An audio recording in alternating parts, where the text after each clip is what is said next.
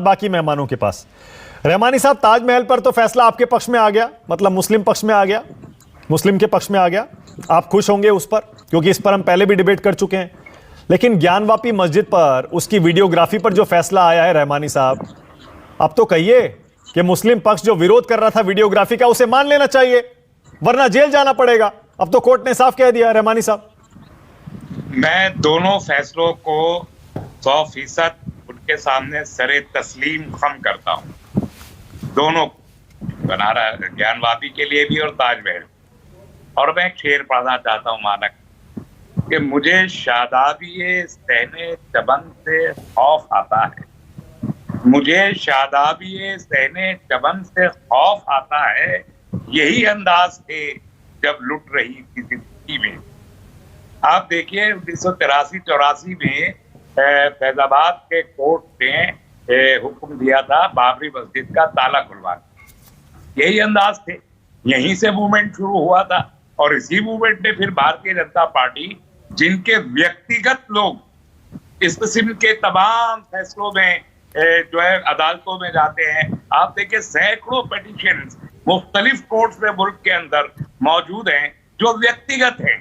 और ये तमाम व्यक्ति ये मानते, मुझे याद है 80 के आसपास में दिल्ली से में उर्दू का अखबार निकलता था, प्रताप वो के नरेंद्र साहब आरएसएस के थे, वही उसके चीफ एडिटर थे और निकालते थे। पूरी सीरीज उन्होंने एडिटोरियल्स की चलाई थी तेजू मोहल्ले मंदिर पर, और तब से लेकर अब तक वो सिलसिला यूं ही चला आ रहा है। मैं समझना ये चाहता हूं बीजेपी के व्यक्तिगत लोगों से भी और बीजेपी के ऑथराइज्ड लोगों से भी कि ये मुल्क जो आजाद हुआ था, क्या वो इसलिए हुआ था कि एक वक्त ऐसा आए कि यहाँ मंदिर और मस्जिद को तय करने के नाम पर पूरे मुल्क की खुदाई कर दी जाए। 30,000 मस्जिदों का दावा है, 30,000 मस्जिदों के ऊपर दावा है मंदिर होने का, तो पूरा मुल्क वोट डालना चाहिए, पूरे मुल्क का सर्वे हो जाना चाहिए, और रुपए का दाम जो है वो हमारा गिर के 80 रुपए हो जाना चाहिए, कोई परवाह नहीं। नींबू की कीमत बढ़ जानी चाहिए, कोई बात नहीं।